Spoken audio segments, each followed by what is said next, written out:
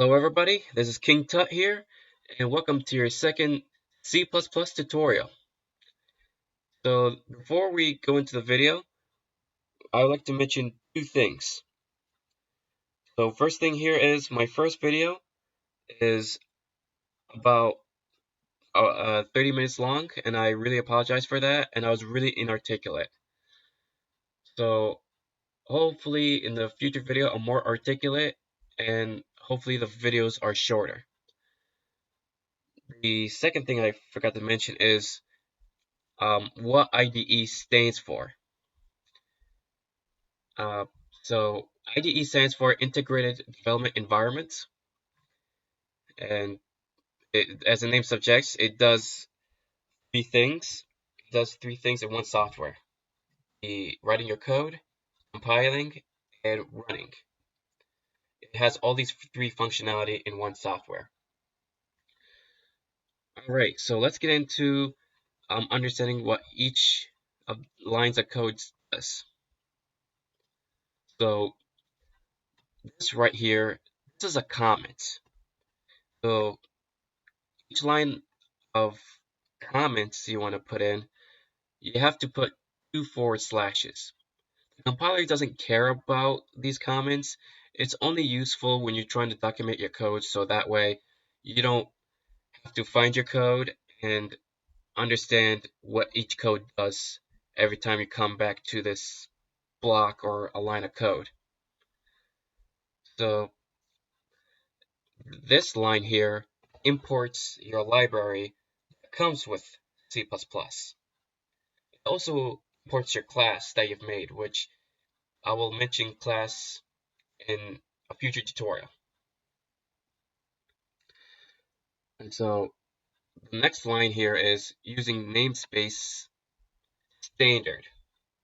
I don't know why they shorten to these 3 letters, but so you guys know, it's standard. And it's making use of the standard C++ namespace, which I will talk about in a future tutorial. So we go here, int main. And what int main does is all the codes that are inside these curly braces will be executed. Anything outside of main will not be executed. I'm gonna be mentioning main a lot instead of int main or main function. I'll say main function a lot.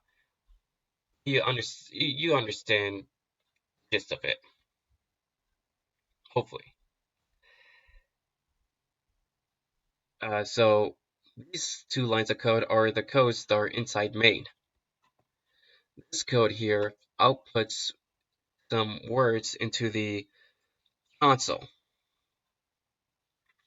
and that's pretty much what it does. And if you really want to have an equivalent version of enter, you want to tell the computer that you want to go to the next line of the code of the console, you use end line, which ends the line of this. And you could actually type in whatever you wanted to put.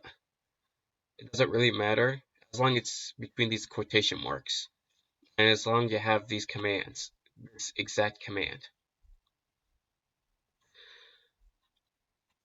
All right.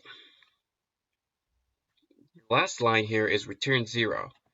Basically what it does, it just returns the function, and it tells the computer that the code has ran successfully. So that's pretty much it.